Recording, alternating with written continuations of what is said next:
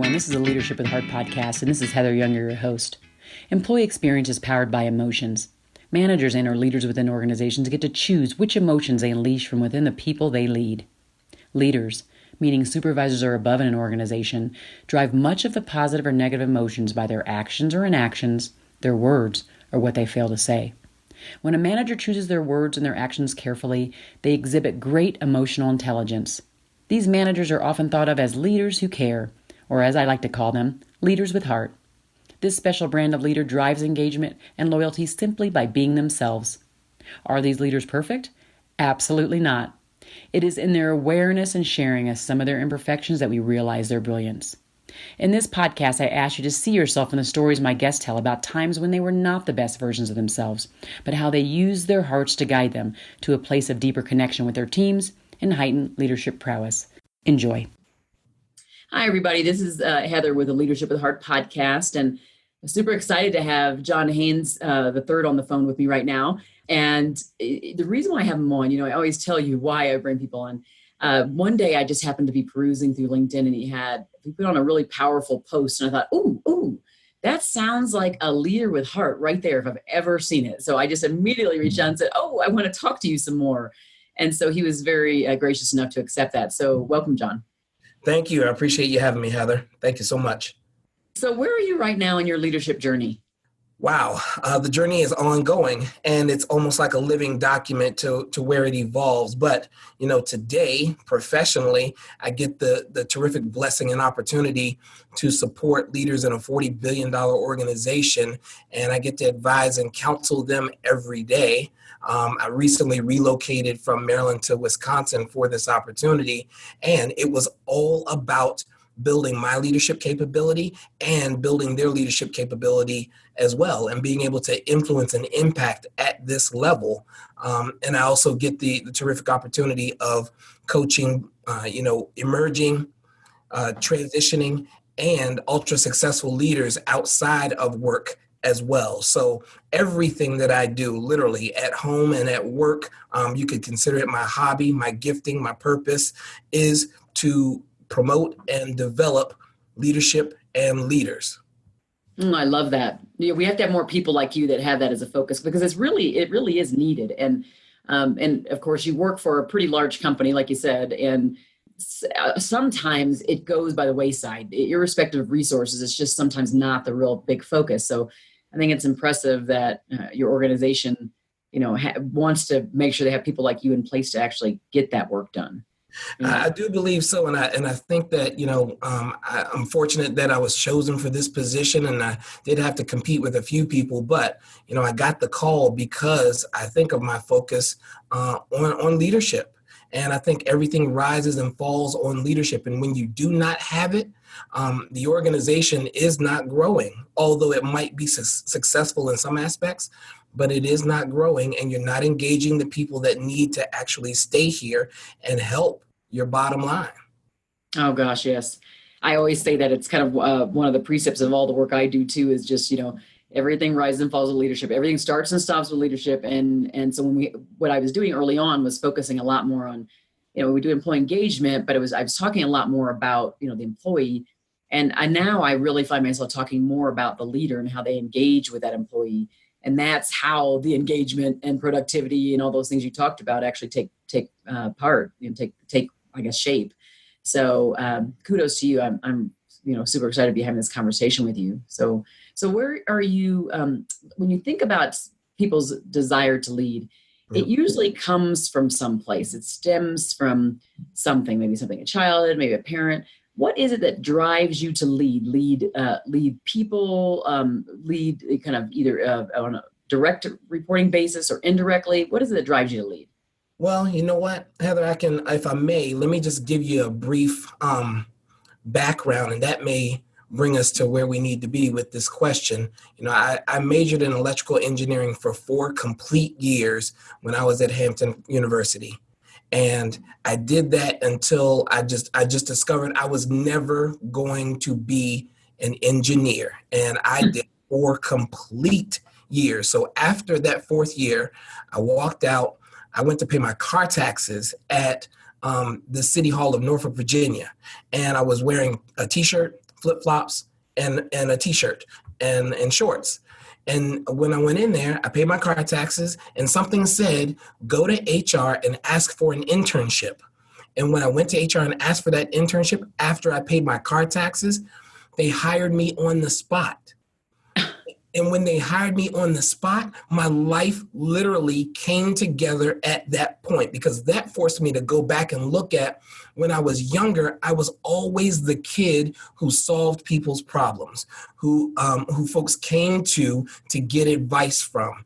And I just, at that time, married who I was as a kid with what I wanted to do and what I was led to do professionally. And from that point, more leaders started to come to me to lead. So now, in some aspects, I'm known as the leader of leaders, the visionary to visionaries, all because I went with how my body, how my mind, how my spirit is made with respect to people. I can't tell you how to wire a circuit at all, but I can tell you how people are wired.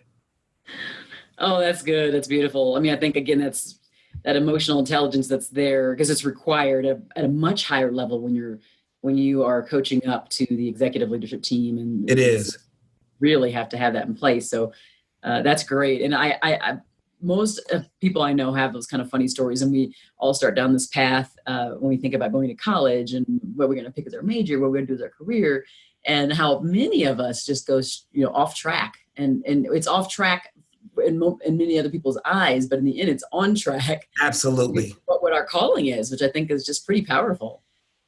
It is. And, had I not gone through, I would call that tumultuous time, and a time where I really thought I was lost, I wouldn't be here today. So it was all for good. And I went to law school, and then I'm not practicing now too. So I totally get what you're getting on there, especially when people look at you like you're crazy. What? Engineering is one of the most prestigious things you can do. You're going to give that up for HR? Right. Right. Yes, I would. And I would do it all again the exact same way. That's great. Oh, love it. So, okay. The folks that you either manage in the past, manage now, directly and indirectly, how would they describe your leadership style? Like, how would they describe it, not you describe it? Wow. I get the opportunity to work through a great solutions team professionally. And I don't have a team that directly reports to me, but you would think that this team did. And I think they would describe my style as welcoming, direct. They're always going to get transparency and the real story and real feedback from me. I think they would say that I know how to deliver tough messages to them, as well as to the leaders that they support. And they would think that I'm definitely a coach and advisor. And you can, on any given day, although I don't have an office today, I work in, the company of a lot of people on the floor. You can see people pulling up their chair close to me or standing right next to me and spilling their story so that we can develop the right solutions. So I think that's how they would describe me. Awesome. That's great. Well, I think all of those things, we wish we would get that in our leadership today. Those that are over organizations, those that are over large teams or small teams, having more of that transparency and knowing that you're going to trust that what the person's saying is in fact the truth and nothing but the truth, right? It's right. Hard to get that. And so, kudos to you for being that person. Now, listen, we know you're more emotionally intelligent, but there's always a time or a turning point. And there can be multiple turning points that you realized you were not the best leader you could be. Like you were kind of like just going to yourself, I shouldn't have done that. Can you recall for the listeners a specific story in a time where you were not that best leader? And then what did you do to come out of that situation? I can easily say it's not that I wasn't the best leader, but I had to figure out a totally different way to appeal to reach the leaders that I was supporting just in a totally different way. And I work with some high-powered people who are paid and lauded for closing deals, for leading groups of people globally and leading organizations. And I had a very difficult relationship with one of the leaders who, at a time whereas I'm giving him my transparent thoughts and, advising him as I've done for the last 25 years. And, we're talking about situations. This leader thought that I was questioning their authority and questioning their ability to do their job.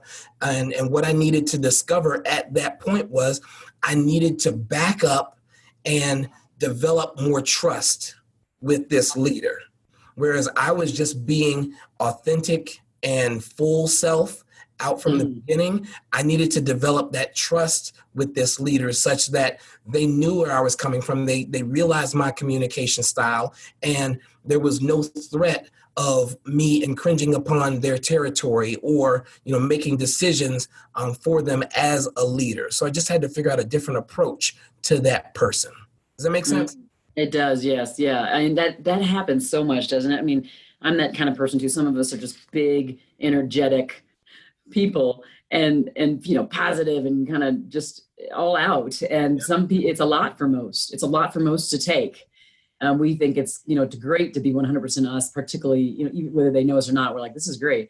And I've been in that same situation too, John, where I've had to go, okay, let me just back up, because this person doesn't trust it. They actually aren't trusting even that I'm being authentic when I'm being this positive or this energetic. So I need to now go back and almost prove that I'm looking out for their interest.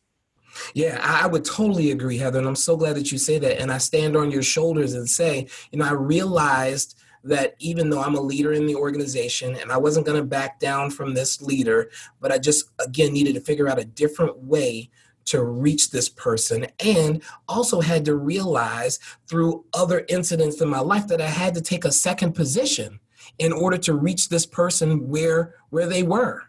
And that takes, I think, a level of humility, just gratefulness, and just humility is the best word to reach this person and leverage the opportunity. So when you mean take another position, you mean like literally move out of the role you're in and go into another position? Is that what you mean? Or take another position? I just mean that whereas I'm thinking that we're coming to the table as two people trying to solve a business problem or trying to solve a development problem, I really had to scale myself back a bit so that I could reach this leader. So that's what I mean when I say take a second position. Okay. Yep. Yes. I remember I had one person, it took me a few years to get to the point where he trusted me. And so that was like the hardest one I've ever had to conquer. This is what I do. I build relationships. I build trust. Yes. And I take pride in that. And so with him, this particular person, I remember he was just like a hard nut to crack. Yep. And I get like 3 years into my 4.5 year stint. And finally, I think he just got it. He went on a client visit with me and he saw, I think the heart was there. He just saw I was coming from the right place, and then realized from that point on that this entire time I had been advocating, trying to make it so that he and his team could be the hero and everything, because it wasn't about me. But he didn't think that. It was all about me, until he saw in this meeting, oh, wow, that's what she's been trying to get to. Yes. And so I had to give it to him just a different way, and I didn't even do it purposefully. It just happened.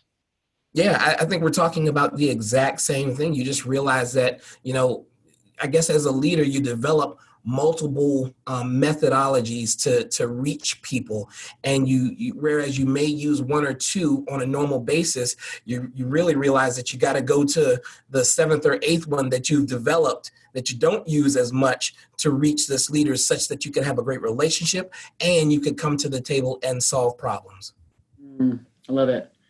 That's a pretty powerful one, I think, for the listeners. That's a big nugget to take away. We can't be all things, to all people, but at the same time, we do have to customize our communication and behavioral style approach based upon the person that we're, to whom we're communicating. So I think that's a really good point to bring up. That's true, and I think in these situations, these difficult and challenging situations that involve people, I had to be willing to get some coaching myself, and I had to open myself up and say, hey, I know what I'm doing as a leader. I know what I'm doing as a coach. I know what I'm doing as a human resources professional, but let me seek some wise counsel about, how to reach these people. So. That's good. And I think that we all need to get, have that openness to go to someone and not be too good. We're not good. We're not too good to get that extra help. The coach needs to be coached as well. True indeed. So, what do you do when you find yourself you're disconnected? Because you talked about building trust, and I'd like to know what your some of your key strategies are to build trust with those more complicated folks to have relationships with. What do you do to like reconnect and just kind of build that trust with people? I don't disengage. In fact, I re-engage at a higher level, and I don't stop, knocking on that person's door. Another method is, continuing to ask them for wise counsel, to ask them for advice, to ask them about the world in which they live, and begin to learn that and to sit back and listen. And wait for the opportunity to exchange versus proactively exchanging. And it's sometimes then you ask for feedback about, what can I do differently from that person, even though they may be a perceived enemy or the challenge in the organization. Still ask for feedback from them, because even if they tell you something that seems totally off base or totally incorrect or totally like you would not do, there's some golden nugget in there that you could find and attach to, and then implement in your life and in your leadership style to reach them and to reach others. So I have to come to the table with a child's mind and a child's eye and an empty cup, and be ready to be filled with something new. Mm. Oh, that was a powerful one right there. With a child's mind Yep. and I think what often happens is we as leaders with that idea of humility, it's hard to go there because we're supposed to have this thickness of skin. We're supposed to be almost like superheroes. Yep. And right. So then when we aren't that person or we don't feel that way, we feel very uncomfortable opening up and being kind of transparent and asking for help and all those things. And so when you go to someone who quote unquote is like this workplace enemy, right, that you are able to then ask that feedback, be open to listening. I mean, I think all the things you said are super critical, just sitting there listening and not trying to respond, because we often do that, right? We try to respond right when we're listening, where it looks like we're trying to be paying attention and actively listening, but we're really just passively listening, waiting for. Absolutely. Yeah. So I love that you kind of have to go with your like the head out and just say, okay, give me all you got. Let me know what I can do. And then you actually respond to it. Yeah. And you don't, and one thing that leaders misperceive is, in enacting a greater level of humility, that doesn't mean that you're soft or you've lost in that relationship. It just means that you're really working to build a relationship and to meet that person in that group or that community where they are. Listening is such a key factor in communication, and people who are looking for listeners can tell when people aren't listening. They read the nonverbals. They can see your disengagement. They can see your body position. All those things are important as you communicate as a leader and as you receive as a leader. Do you ever find, because obviously you're in this space, this is what you do every day, coaching senior leaders. And do you ever find yourself getting like drinking too much of your own Kool-Aid? And I say that out of experience, by the way. Sometimes, I have a podcast on this. I write about this. I speak about this, right? And sometimes it's like, am I getting a little too full of myself? Do you ever feel sometimes that, you're giving this advice and you're going, okay, am I taking this? Am I taking this? Do you ever do a self-reflection, I guess is the question I'm asking. Every day I reflect, and I think it takes a certain level of maturity not to drink your own Kool-Aid in an arrogant way. But I can tell you quite opposite, Heather. What I don't do enough of is the good advice that I give to others, utilize that and apply that for myself. Yeah. And I know exactly what you mean. Yes.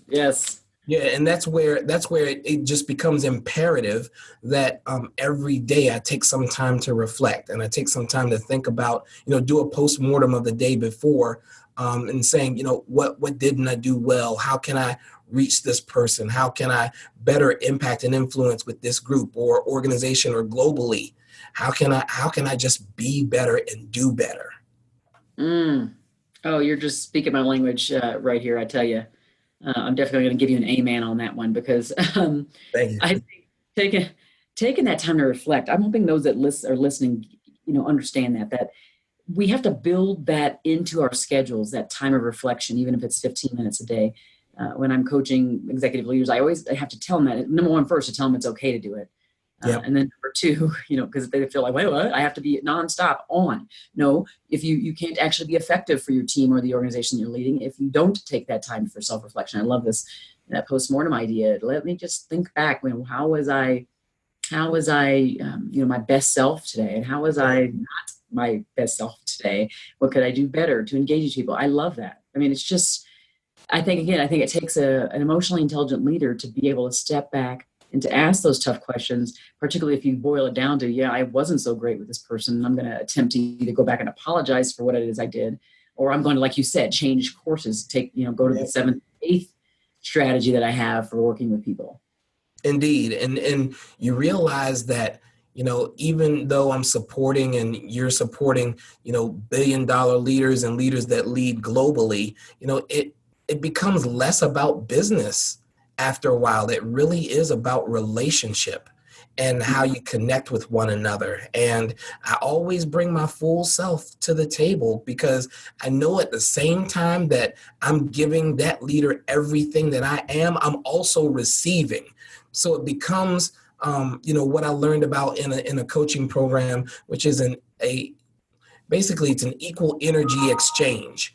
It is us getting to the table, solving problems, and at the same time, I'm providing solutions. I'm the chief solutions officer to that leader. I'm also receiving how to better myself, how to, reach leaders globally, how to, improve my passion and, just be a better coach and a better leader. So it's really an exchange that we're looking for as we're doing business. I like that, because then it takes this role that you're in, where you're supposed the person that knows mostly all of it, and you're there to coach the others, right? It takes it out of that spot of being kind of superior to those, right? And being more of an equal partner with them, where you are both learning and growing together. In certain areas, you may have a little bit more, but you're learning from them. I mean, I like that idea.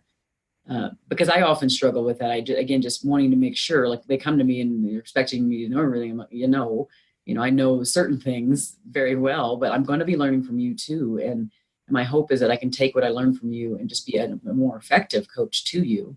That's exactly right. And two instances in my life really personify what we're talking about right now. Full circle back to engineering. And Engineering 101, I learned about the integrated engineering team and the importance of having different engineers solve a problem that they were looking at. And if I just bring it to real recent history, my mom passed away from pancreatic cancer in June. And, obviously the statistics for that type of cancer are not great, but she fought for 4.5 years. And one thing I learned watching her be treated is I got to watch the integrated medical team work. So these were experts at the top of their field who are called upon globally to do what they do, coming together to work on my mom's cancer, and to see them have the respect and the leeway for one another, and to collectively, jump on this problem to solve it, was just an awesome example of leadership at its best. I love that. And that it's interesting, because we talk about leadership often. We're thinking about, those that lead teams. But a lot of times it's just, how are you leading through projects? How are you leading through processes? How are you using your influence effectively, irrespective of title? And I think in that situation where they're just, there could be some doctors, there could be some nurses, there could be some aides, and they're all working together in that integrated model you talked about, in a way that seems very effective, and everybody's bringing their best selves to the table to solve the problems of their patients they're looking at and they're working with. I think it's powerful. It's a powerful message that even though I'm talking to people with more senior titles and more senior positions, all of us has a responsibility to lead someone. And one of the things has been really, it just keeps coming back and coming back and coming back, is that people are watching. They're watching us all the time. They're watching us at church. They're watching us at the grocery store. Everywhere we go. And so if we are leading ourselves effectively in a way that tells a story to others that we respect them and ourselves, then we have more influence over them than we did if we had a title. That's exactly right. That's exactly right. I couldn't say it any better. You said it Uh, beautifully. Yes. Oh, this is good. This is awesome. Okay, so for those who are listening, who let's say they're since you do coach leaders a lot inside your large organization, uh, if there are leaders that are maybe struggling in their leadership, either they're just doubting that they're good enough, or that they're taking the right strategies, or there's just something that they're at a crossroads in their leadership. What might be one or two pearls of wisdom you'd like to leave them with, maybe to get them through the rest of the week? Those who are listening right now. So I would say do the mirror work. Be self-reflective. Get some feedback on your leadership style. And just like professional athletes throwing a bad pitch, or a bad throw as a quarterback, or you missed the pass, or you didn't make the goal, you have to be willing to get past the last play very quickly, because you have to also realize that you're called to be a leader, and the people that you are serving need your full self. So at the same time you might be down and discouraged, you have to get past the last play, and don't stop experimenting about what to do, because all of this is about discovery and working your way to the best solutions.